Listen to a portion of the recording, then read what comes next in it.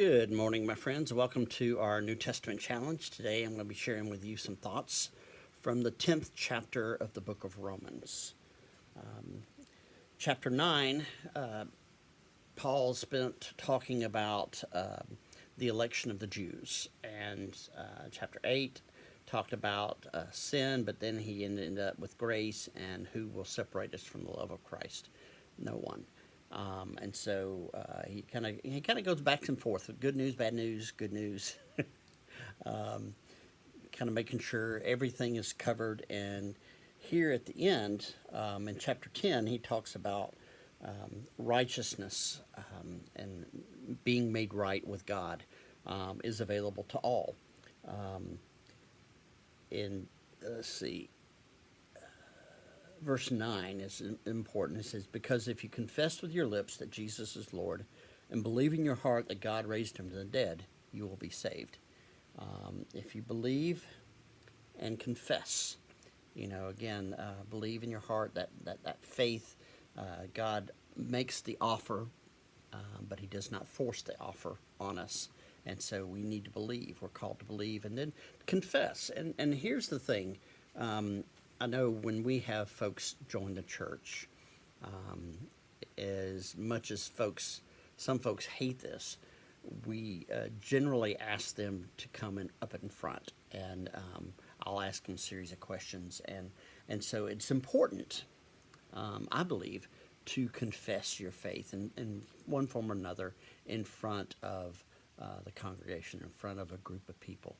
Now, obviously, that changes in countries where it is illegal, where it is dangerous to be a Christian. But here in our culture, I think it's important because the confessing, speaking the faith helps us live out the faith.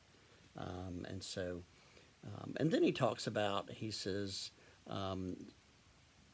Scripture says no one who believes in him will be put to shame. There's no distinction between Jew and Greek, for the same Lord is Lord of all and is generous to all.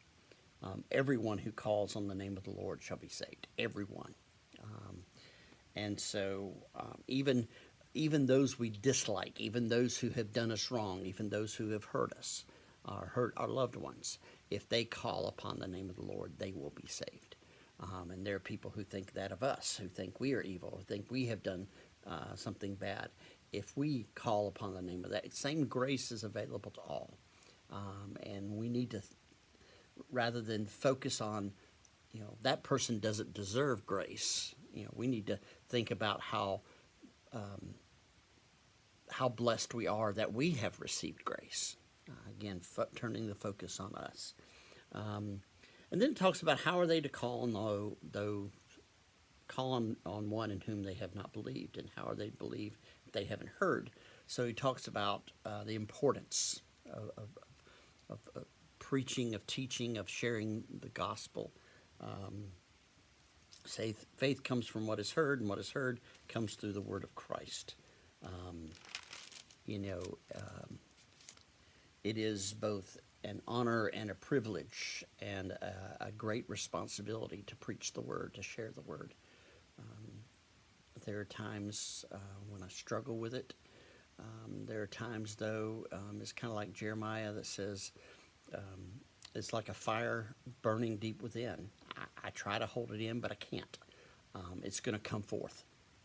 It's going to come out. I'm compelled by God, by the call that God has placed on my life to preach the gospel, to preach it, to serve, to do, to live out, to lead, to do these things. Multiple seminary professors, when I was studying, that says, if you can do anything else, do it. If anything else will make you happy, do it. And I believe that's true, because there, as good as it can be, there are times when it's not so good. And the only reason I'm still around doing what I'm doing is by the grace of God and the possibility that I might share Christ's love with somebody else, and somebody else might be blessed by what I say and what I do.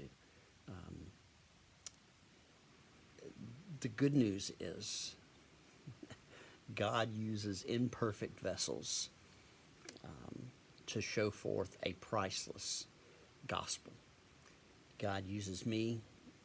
God uses you to show someone else how priceless they are in God's sight. And so that's the good news, my friends. If we but believe, everyone who calls on the name of the Lord will be saved. We just got to remember that. Everyone, including them, including us. And for that, we are grateful. Thanks a lot, my friends. We'll talk to you tomorrow.